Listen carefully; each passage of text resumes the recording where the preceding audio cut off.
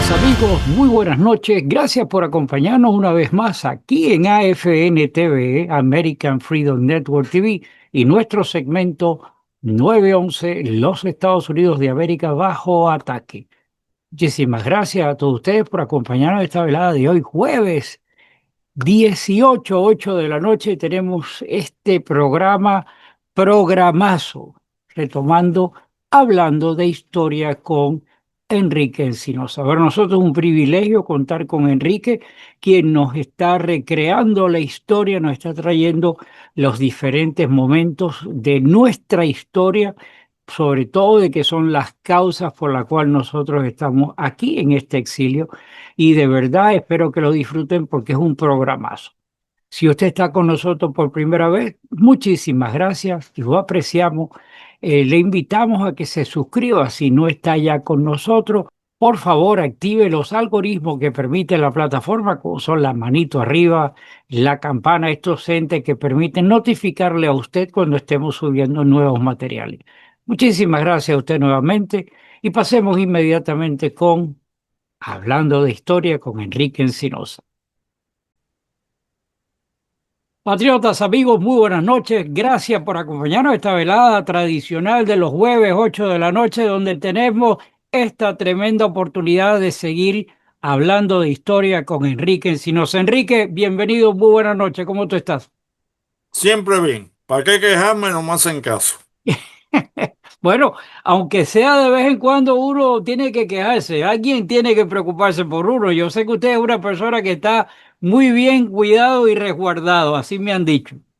Bueno, te han mentido. Bueno, pues adelante, ¿qué historia, qué parte de la historia tenemos hoy?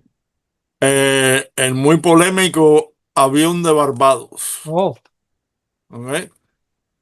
Cuando el avión de Barbados explotó, vinieron toda una serie de temas y conspiraciones relacionadas con el avión de Barbados. Vamos a empezar por los dos personajes más vinculados a esta noticia. Orlando Bosch y Luis Posada Carriles. De Orlando Bosch hemos hablado antes. Orlando, natural de Santa Clara, provincia de Las Villas, Cuba, se graduó de médico, trabajó en Estados Unidos, en Toledo, Ohio, regresó a Cuba, tenía una práctica muy buena en Santa Clara, especializándose en niños. Él curó muchos niños. Incluso yo me he encontrado gente que me lo ha dicho, que mi hijo estaba muy enfermo, pero sobrevivió gracias al doctor Orlando Bosch.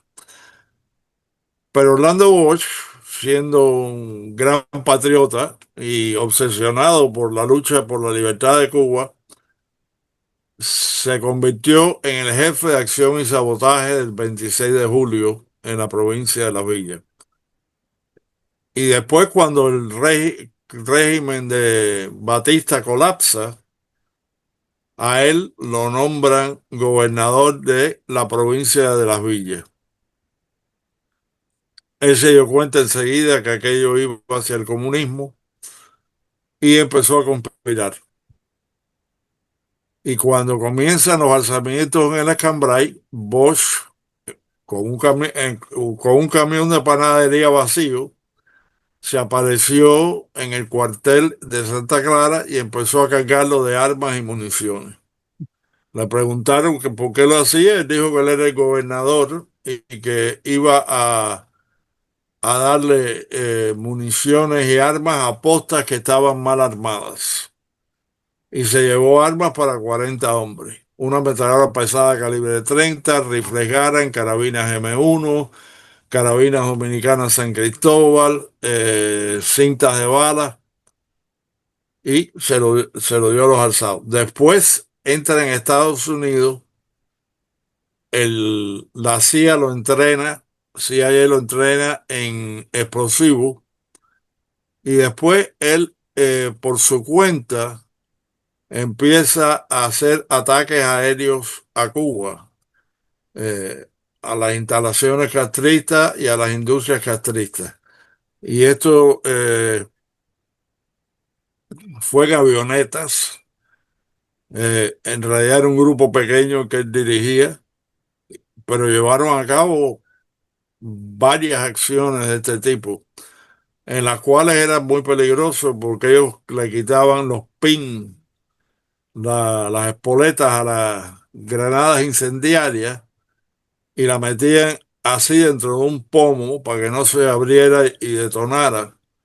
Y después el pomo lo tiraban por la puerta de la avioneta cuando estaban cruzando por arriba de un objetivo. Y esto es, como es natural, extremadamente peligroso, ya Claro. que si se rompía un jarrito, el avión entero iba a desaparecer en el aire. De ahí Bosch sigue en la lucha y crea Poder Cubano. Y después de Poder Cubano viene Acción Cubana y llevan a cabo numerosos ataques dinamiteros a propiedades que están de corporaciones que están negociando con Cuba.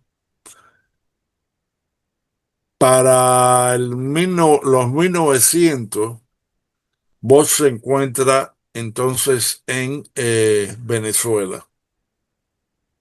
Ahí comete un error en atacar a la embajada japonesa y otra más que estaban negociando con Cuba, pero en aquel momento estaba protegido Venezuela y aquello le quitó la protección por un tiempo. Fue a parar a Chile, donde se casó con una chilena, regresa a Venezuela y ahí en Venezuela es cuando después cae preso en la cuestión del avión de Barbados. El otro personaje es Luis Posada Carriles. Y Luis Posada Carriles es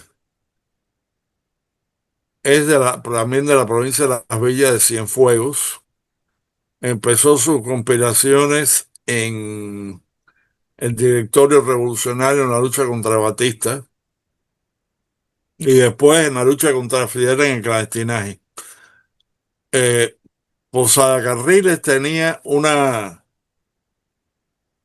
situación muy favorable en el aspecto de que él tenía era graduado en ingeniería química y tenía contactos para conseguir diferentes químicos y fabricar, y sabía fabricar fósforo vivo. Fósforo vivo es un líquido que se mantiene en un pomo sellado. Cuando se saca del pomo, cualquier gota que caiga, tan pronto coge aire, con el oxígeno empieza a arder. Y Posada utilizaba, en aquellos tiempos todavía se conseguían pelotas de ping-pong para jugar ping-pong en Cuba. Mm. Y esas pelotas de ping-pong él las inyectaba con fósforo líquido, fósforo vivo. Y después sellaba el huequito con cera de vela. Pelotica de ping-pong se tiraba en un lugar donde le diera el sol el día siguiente y el sol iba derritiendo la, la mezcla que estaba tapando el huequito, la mezcla de cera, y aquello cogía candela. Y así se quemaban cañaverales y diferentes edificios, etcétera.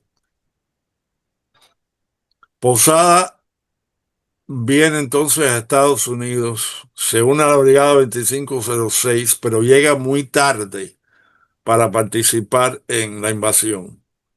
Eh, y entonces regresa por un tiempo a la vida privada, pero ahí de nuevo entra en lo que le llaman las unidades cubanas de Fort Jackson, que fue una unidad como de 3.000 hombres que se estaba creando en aquel momento y que se desbandó después que el pacto Kennedy-Khrushchev se convirtió en vigente. Posada es teniente en ese momento del ejército de Estados Unidos y de ahí pasa a trabajar con la CIA, la Agencia Central de Inteligencia. Dicen que para que un agente de la Agencia Central de Inteligencia llegue a ser verdaderamente productivo, además de su entrenamiento, requiere que esté un tiempo en el terreno y por lo general toma 6 años para un agente que sea considerado un verdadero profesional. En 3 años ya Posada Carriles estaba a un nivel que le ofrecieron eh, ser miembro, no, ser jefe de la unidad de contraterrorismo Wow. de Venezuela, que era una unidad que no estaba creada todavía, se la crearon para él. Y fue a Venezuela donde había 40, 50, 60 agentes, la mayoría habían sido policías o detectives y eran voluntarios para esta nueva unidad. Ahora, ¿cuán efectivo fue Luis Posada Carriles? Inmensamente. En la primera semana que estuvo trabajando como jefe de de contraterrorismo en Venezuela, capturó a uno de los 5 mayores dirigentes de organizaciones antigubernamentales terroristas que había. Y en cuestión de un par de años destruyó totalmente a Bandera Roja y a las otras unidades procastristas, maoístas y prosoviéticas que existían Bueno, en Venezuela. Por esto, incluso capturó a agentes castristas que habían sido enviados como asesores y directores de estos grupos. Y eso es algo que no se le olvida al régimen castrista, la manera en que Posada Carriles destruyó esas organizaciones y la velocidad con que lo hizo. Por lo tanto, cuando explota el avión en Barbados, empieza inmediatamente a buscar a quién culpar y claro. culpan a Bosch y culpan a Posada Carriles y los acusan de la explosión del avión y la muerte de 73 personas el 6 de octubre de 1976. Ahora, el régimen castrista utiliza este incidente como bandera para acusar al exilio y defenderse de acusaciones de violaciones sistemáticas de derechos humanos, argumentando que la represión ejercida Ujú, ujú. es como protección al terrorismo de la mafia de Miami. Mm. Y en todas las versiones castristas faltan algunos detalles que pudieran esclarecer quiénes fueron verdaderamente los autores del atentado dinamitero. Las figuras siempre acusadas incluyen a Orlando Bosch y a Posada Carriles. Aunque ambos proclamaron inocentes, permanecieron encerrados en Venezuela por años, finalmente exonerados en tribunales civiles y militares. ¿Eh? Y si un hombre es considerado inocente hasta ser probado culpable, entonces Bosch y Carriles son inocentes pese a lo que alegue la propaganda castrista.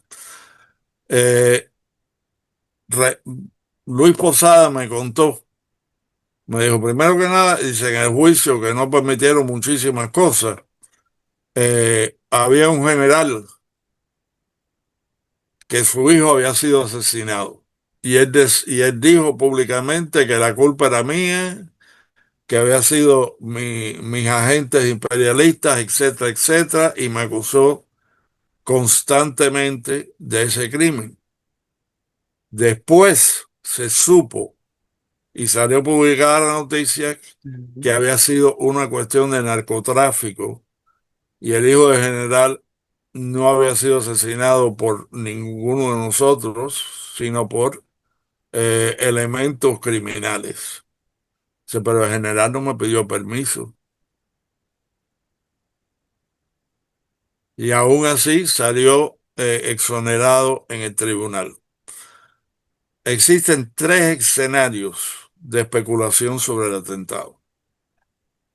El primero es la línea oficial del régimen, que alega que fue un acto terrorista del exilio. La segunda posición dicha por factores del exilio, reclaman que el atentado fue una operación de la Dirección General de Inteligencia castrista para neutralizar a líderes de la lucha armada contra el régimen. Y un tercer escenario implica a miembros de la inteligencia venezolana en la planificación del ataque junto a Mm, elementos castristas. El testimonio más interesante en estas teorías proviene de Osmeiro Carneiro, quien era oficial de inteligencia militar venezolana, y Carneiro acusó a Orlando García, jefe anterior de la seguridad presidencial, y a Lázaro Rogelio Ugarte, oficial de la policía, de la planificación del bombardeo. Carneiro declaró el 15 de julio de 1991, según el Nuevo Herald, que Bosch y Posada Carriles eran inocentes, pero fueron utilizados como chivos expiatorios por García y por Ugarte.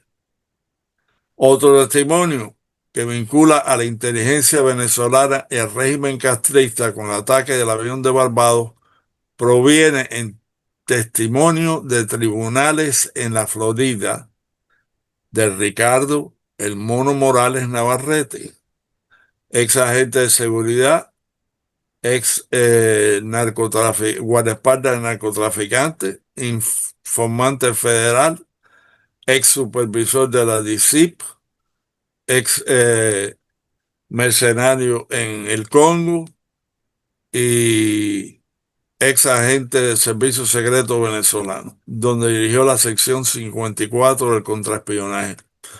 Ustedes recuerdan que yo he hablado de Mono Morales.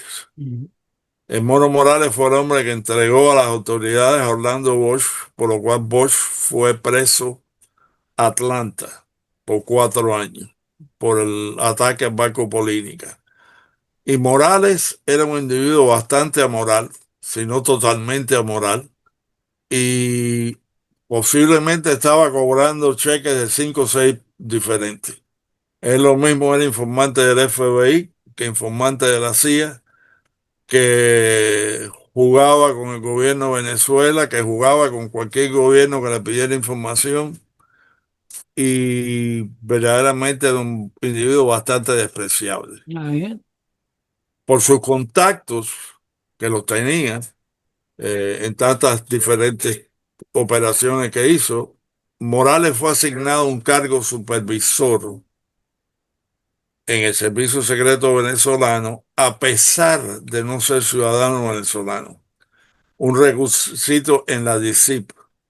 Más le fue otorgada la ciudadanía en solo 3 meses por pedido ministerial, a pesar de las regulaciones legales que requirieron por lo menos 2 residencias, Continúa. 2 años de residencia en Venezuela antes de solicitar la ciudadanía. Ahora, Morales cae en el juicio de TikTok, que así se llamó juicio en Miami porque era el micrófono escondido había estado localizado en un reloj en la pared y se oía el TikTok del reloj. Pero cuando viene el juicio TikTok, el Mono Morales es uno de los testigos, es uno de los informantes. Ah, bien. ¿Ok? Y el mono declara bajo juramento que la conspiración, que admite no solo la cuestión del narcotráfico de TikTok, sino se adentra en lo que fue la conspiración del avión de Barbados.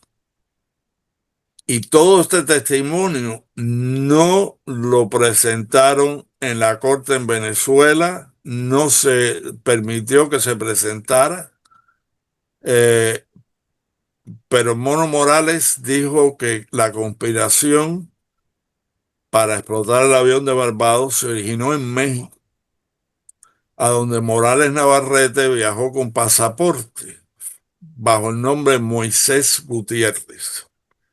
Y en México, Morales Navarrete se reunió con agentes cubanos de la DGI que le proporcionaron $18,000 en efectivo y resumieron un plan para volar un avión comercial cubano y destruir a Orlando Bosch, quien sería acusado de culpable del bombardeo. Morales Navarrete declaró bajo juramento haberse reunido en México y Caracas con agentes del DGI llamados Cuenca Montoto y Eduardo Fuentes. En octubre de 2 del 76 se reunió con Cuenca Montoto y un ejecutivo de líneas aéreas de Cubana en el Anauca Hilton. Como director de la sección 54, Morales dio órdenes a Hernán Ricardo y Freddy Lugo, fotógrafos asociados a Posada, a que abordaran el avión hasta Barbados y tomaran fotos de los diplomáticos a bordo. Después del ataque, ambos fotógrafos fueron encarcelados como parte de la supuesta conspiración a la cual acusaban a Bosch y a Posada Carriles. Irónicamente, Ricardo había estado viajando con un pasaporte falso proporcionado por la misma DC y fue condenado por usar documentos falsos que habían sido elaborados por su propio gobierno. ¿Quién se benefició del ataque minero al avión de Barbados? Ciertamente no el exilio, ya que Bosch y Posada Carriles fueron encarcelados por años y el atentado sirvió para debilitar la guerra por los caminos del mundo, mientras se propagó el atentado como bandera propagandística del régimen.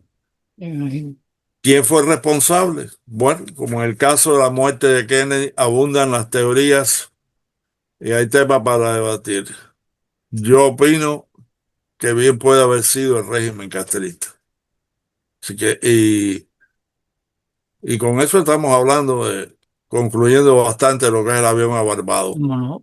Dentro de este periodo de tiempo, también hubo lo que se llamó el Plan Torriente. Muchos recordarán el Plan Torriente. El Plan Torriente empieza de pronto. El ingeniero Torriente, que es el que dirige este movimiento, aparece de la nada, ¿no? Y en realidad el Plan Torriente lo que fue una movida de Henry Kissinger en la época del detente, que lo que quería era presionar al régimen castrista a negociar, ablandar un poco el régimen castrista. Eso es lo que se buscaba. Y se montó una farsa. Torriente lo cogen de chivo expiatorio y lo cogen de bobo. Torriente era un ejecutivo de la Pepsi-Cola, había trabajado para la CIA, pero había sido a nivel administrativo y era un individuo decente. Y le hicieron creer que él iba a ser el jefe del nuevo movimiento del exilio para derrocar a Fidel Castro. Se hizo un censo gigantesco de toda la gente que querían ser voluntarios para luchar por Cuba y había miles, no te puedo decir el número, pero uno de los que trabajó con esas cifras me dijo que eran varios miles de personas que habían firmado las planillas. Y la planilla, yo firmé una de las planillas y era bastante extensa. ¿Qué tipo de entrenamiento militar tuviste? ¿Estuviste en Vietnam? ¿Sabes usar artillería? ¿Sabes usar...?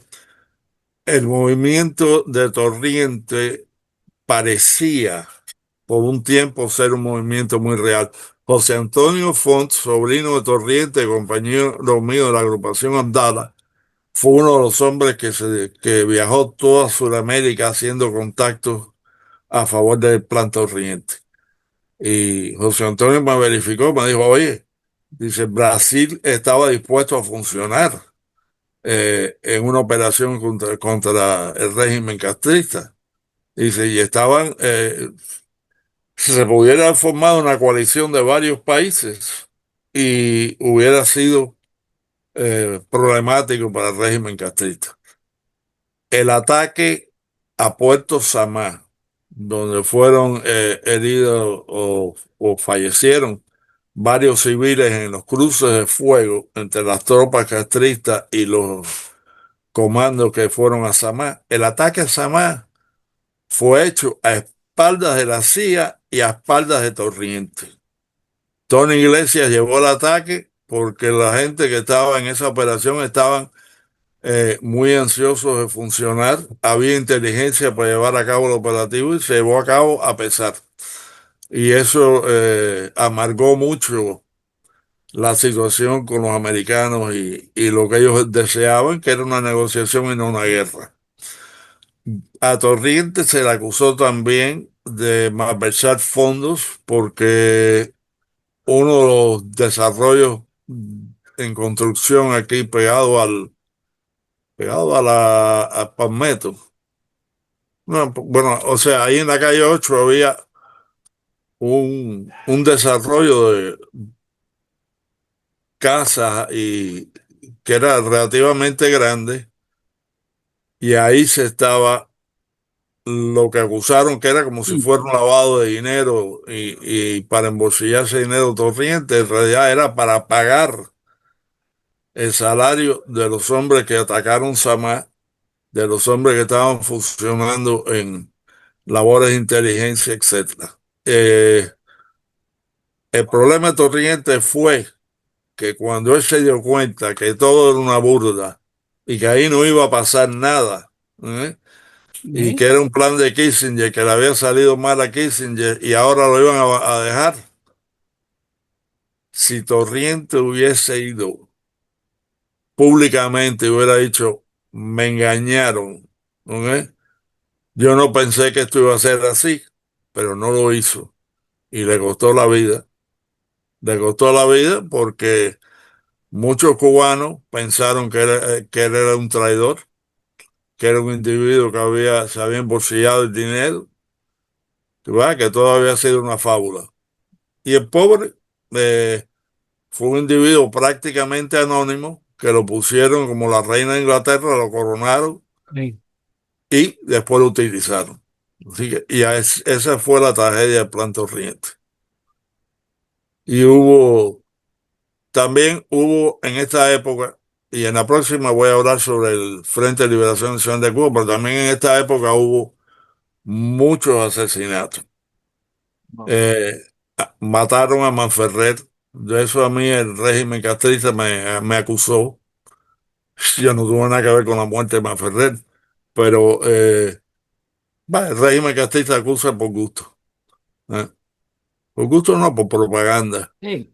Y también murió Luciano Nieves, que había sido un capitán del ejército rebelde, que aquí estaba con la cuestión de la coexistencia pacífica, así se llamaba en aquella época, con el régimen. Y Luciano Nieves cometió el error de tirar guapería. Dijo, sí, me amenazan de muerte, que me vengan a buscar, que yo estoy listo para enfrentar. Y le dieron dos tiros en el parqueo de un hospital Mm. y se acabó Luciano Nieves, que fueron el grupo de los pragmatistas, que era un grupo muy pequeño. Eh, Don Esteves, que era fabricante de barcos, también estuvo vinculado a los grupos que querían eh, un acercamiento con el régimen castrista y alguien entró a la oficina y le dio un tiro en la cabeza. Wow. Y así sucesivamente hubo varios muertos. Héctor Díaz Limonta, que había sido la brigada 2506, murió en Union City. Eh, Eulalio Negrín, que también había sido de los grupos procastristas, o tomar una posición muy procastrista y muy alardosa, fue ametrallado frente a su casa y murió en Union City también. Y así sucesivamente hubo una violencia desmesurada. Fíjate, antes de entrar en el próximo tema, que es la guerra por los caminos del mundo, el FLNC, a la cual yo pertenecí, eh, te diré que también hubo en esta época eh, mucha mala información. ¿Ok? Los grupos principales se concentraban en objetivos castristas. Lo que sucedió es que para entrar en el frente, para entrar en acción cubana, tenías que tener una invitación. ¿No? Eso Mm, no era simplemente voy a buscar a alguien que esté ahí y me meto ahí. No. Eh, Eran grupos muy cerrados de veteranos que se conocían hacía tiempo. claro. Eh, y en ese aspecto, lo que sucedió fue que los que estaban por su cuenta, que querían hacer algo, empezaron a hacer por su cuenta. ¿No? Eh, y un ejemplo será después cuando hable del FNC. En el FNC estamos recibiendo ayuda del gobierno de República Dominicana, de Balaguer.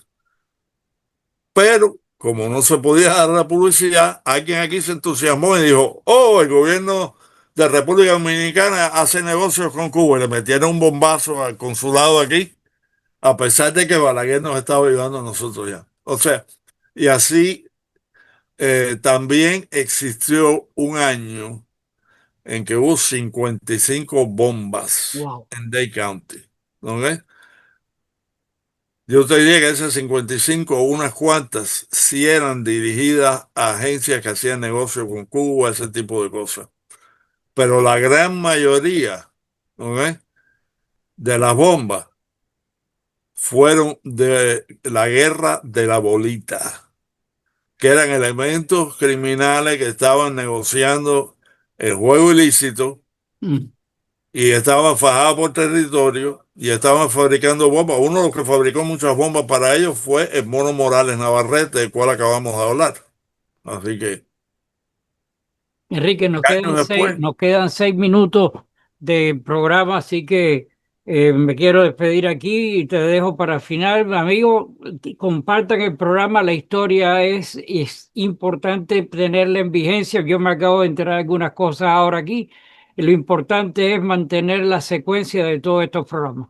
Todo, mira, una cosa que se me olvidó ahora, mencionando el avión de Barbados. A la defensa no le permitieron traer un experto de Inglaterra para que examinara los restos del avión. mm, Y el régimen de Cuba no permitió que sacaran restos del avión del fondo del océano. ¿Por qué? Porque si la explosión era, digamos, en un lugar al cual no hubiera podido haber tenido acceso, por ejemplo, si los militares estaban llevando explosivos en maletas y las maletas explotaron, no es lo mismo que si el avión explotó porque le habían puesto una maleta adentro del avión. claro, Y vaya, o sea, ese espectro en por qué y de qué manera explotó el avión y qué es mm, ese espectro en forense, forense, ¿cómo se dice? ¿No? Sí, forense, forense. forense. Ese espectro forense no se le permitió eh, testificar. Y el régimen castrista no quiso que que el pedazo del avión se extrajeran del fondo del océano. ¿Por qué? Y por otro lado está el testimonio de Mono Morales, Claro. quien después muere aquí en Miami. El mono eventualmente fue muerto a tiros en Rogers on the Green en Key Biscayne. ¿Eh? Él estaba en una barra argumentando con alguien sobre Mm, algo que real no sabemos los detalles de por qué fue la bronca. Y el mono tenía su revólver en una tobillera. Y cuando empezó a bajar la mano para buscar el revólver, ya el otro había sacado el revólver y le había dado un par de tiros. Y ahí acabó el mono Morales, que fue un individuo verdaderamente amoral. ¿Eh? mm. Eh, a mí una vez me trató de vender una caja de granada y le dije, pero ven acá, si tú entregaste a Orlando Walsh, yo voy a confiar en ti. Me dijo, ay, Enriquito, eso es nada, cosas del momento, como Cosa de diciendo, ahí no momento, pasó sí. nada. Te Pero bueno, agarran dando maíz en un descuido. mm, y bueno, básicamente eso es todo. Bueno, también. oye, quiero darte las gracias por la oportunidad de estas historias, de verdad hay que continuar y esto no puede parar aquí. Amigo, es un privilegio tener a Enrique dándonos esta información. Por favor, comparta el programa, permita que esto llegue a otras personas y a través de las diferentes medios que nosotros acostumbramos, como que bien tú lo mencionas siempre, que es a través de... ¡Oh! Se me olvidaba. Aquí. Rambo, con R. Telegram, X, True Social, Signal, YouTube y Facebook. Y te tengo una buena noticia, ya le avisaron a Trump para que te vea a través de True Social, así que estamos pendientes. Un Candela. abrazo. Chao. Nos vemos la próxima oportunidad. Que Dios reparta suerte, mis amigos. Compartan el programa. Nos vemos. Chao.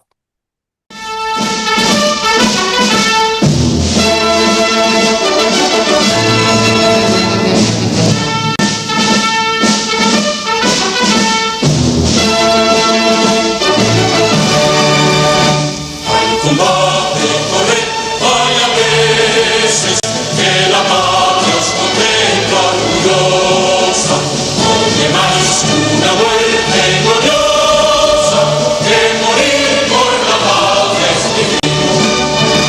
En cadenas vivir es vivir, en afrenta y oprobio subir, el clarín que escucha el sonido.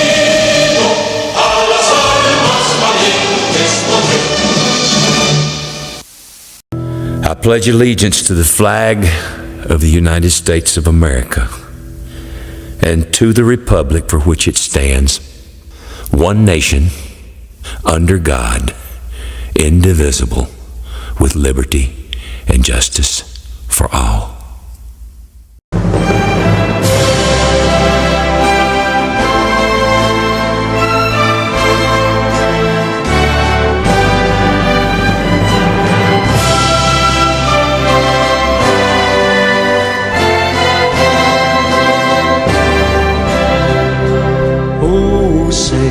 Can you see by the dawn's early light what so proudly we hailed at the twilight's last gleaming, whose broad stripes and bright stars through the perilous fight over the ramparts we watched were so gallantly streaming, and the rockets' red glare, the bombs bursting in air, gave proof through the night that our flag was still there. Oh, say does that star-spangled banner yet wave o'er the land of the free and the home of the brave?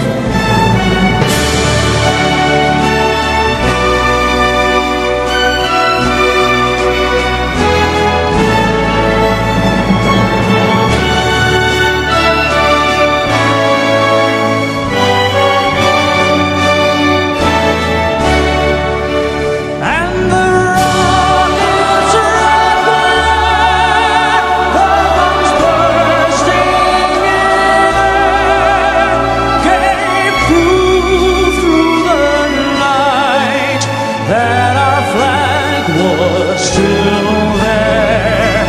Oh, say